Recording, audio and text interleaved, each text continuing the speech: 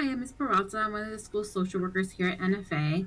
And just real briefly, I just want to tell you guys about a new club that's being started here at the high school. It's called Club Cell. You might have seen some of the posters around that I've put up, but here's the posters. Again, it's a new club. It's called Club Cell. Cell stands for Social Emotional Learning.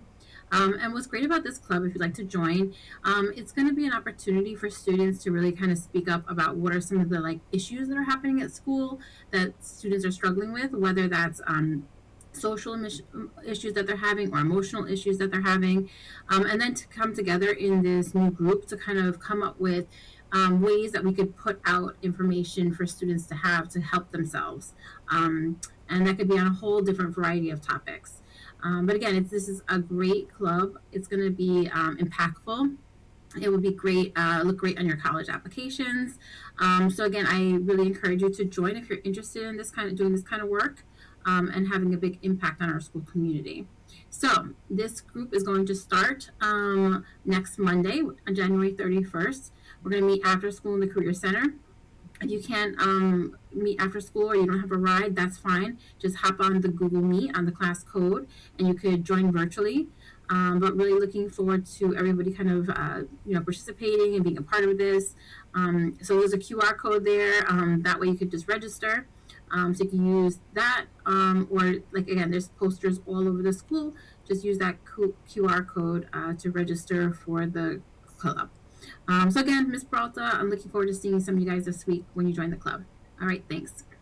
Mrs. Caldera will be hosting final auditions on Monday, January 31st from 2:30 to 4 in the NFA Dance Studio. Transportation home must be arranged. Please pick up packets in all administration offices prior to auditions. All students are eligible to participate. Come dressed and prepared.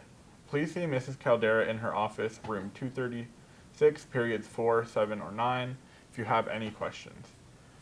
Student parking has been opened up for juniors. Stop by the Student Activities offices, room 280 in West Wing, to pick up an application. If you would like extra help in Spanish, sign up for the Empire program.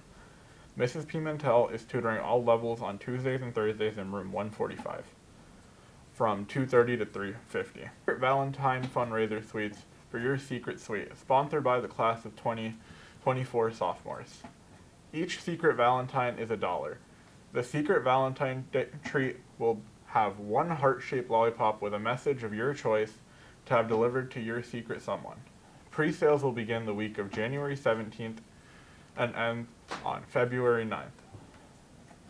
Distribution will begin February 10th and will be distributed to homerooms. Order forms are available on the student launchpad, and a sophomore class representative will come to you to collect the money. Give a suite to your secret suite and help support the sophomore class. Cohort 2018 is excited to announce a monthly attendance incentive contest for the remainder of the school year. Students with the best attendance and the most improved attendance will be entered into a drawing for gift cards and other prizes. 10 winners will be announced on GBTV.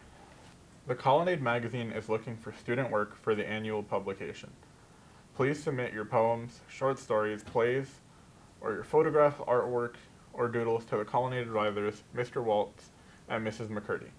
Feel free to contact them with any questions at rwaltz@necsd.net or vmccurdy@necsd.net. Man, I need a haircut. I mean, if you need a haircut really badly, then you could just go to this room. It's the cosmetology room. You can honestly just choose many different choices right here on this paper right now, so if you want. Which one do you think I should get? I don't know which one to get. Well, from the looks of your style of hair and choice, I'd say most likely probably get the highlighting and color for foil, which is only $3 if you want. Do you think I should get the color blue and gold for the highlights? Yeah, I mean, it would be good promotion colors for the school, the school that we're in, Newburgh Free Academy. Want to get your hair done? Go to cosmetology.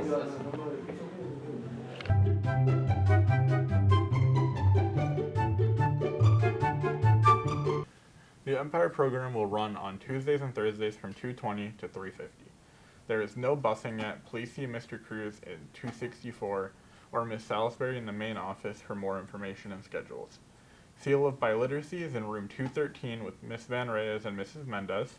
Music will be in 258 with Dr. Carroll. Building beautification is in room 138 with Mrs. Michaud. If you are already registered, please report to the lecture room upon dismissal. Other activities will be announced soon. As a reminder to our students, you must have your ID with you and visible at all times. There will be various security checks throughout the building where your ID will need to be presented if you are in the hallway after the bell. If you do not have your ID, you will be detained. Have a good day, NFA.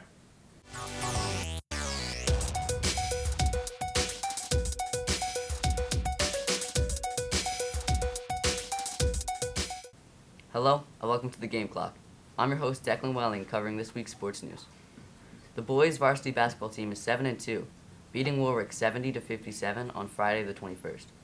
The competitive cheer team placed third this week at Warwick Valley's Battle of the Bows. The boys' swim team fell behind in a meet against Pine Bush. Jackson Gervis won the 500 freestyle, and diver Cole Malarkey scored 160 points.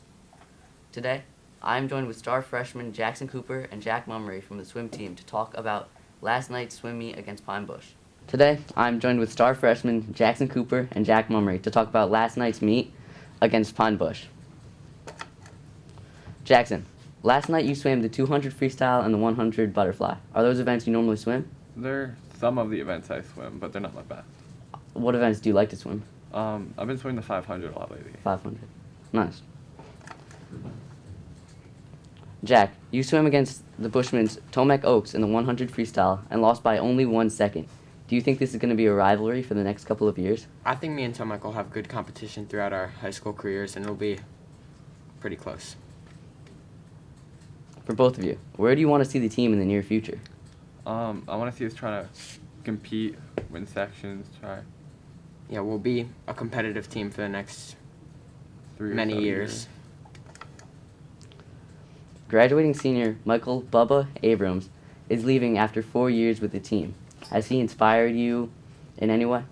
He's been like a older brother to me. He's inspired us to just, continue, get better, keep going. Jack, you also swam the 50 freestyle. Anything to mention about that? It's not my main event, but I'm able to do it. We may have lost the meet, but do you think we can beat them later at sections or maybe in the next couple of years? I think in the next couple of years we'll be a very competitive and close team to Pine Bush. This Friday, we go to Kingston for the last meet before OCIAs. How confident are you guys feeling? I'm feeling pretty confident. I feel like we can go in and show stuff before OCIAs and sections. Thank you for your time, and good luck. Thank you. There is a term in the world of college football known as Chaos Week. This week was 100% the NFL's Chaos Week. I'm JJ Seglio, and this is a very special playoffs version on the weekly wrap-up. Now, before we start, we need to do a bit of catching up. We started out with 14 teams. In the AFC, the Titans, Chiefs, Bills, Bengals, Raiders, Patriots, Steelers. In the NFC, the Packers, Bucks, Cowboys, Rams, Cardinals, 49ers, Eagles. Last week, 6 teams met the tragic fate of elimination. The Cardinals, Cowboys, Eagles, Raiders, Patriots, and Steelers were all bounced in the first round of the playoffs, leaving 8 left in the quest for the Super Bowl. After yesterday, however, only 4 remain. Now that we have caught up, let's get to the games. We started in Nashville, Tennessee, as the 1-seeded Titans hosted the number 4-seeded Bengals. This was a huge game for the Titans as it was the return of the king, Derrick Henry. The Titans and Bengals had some of the top offenses in the league, so it was a bit shocking watching the Titans defense sack Joe Burrow 9 times, which is a playoff record. The Titans were down 16-6 and everyone started to rule them out. But a field goal, interception, and A.J. Brown touchdown tied it up for the Titans. The Titans would get the ball back and throw another interception, giving the Bengals the ball back. With about a minute left, the Bengals drove down the field, sending up Evan McPherson for the game-winning field goal.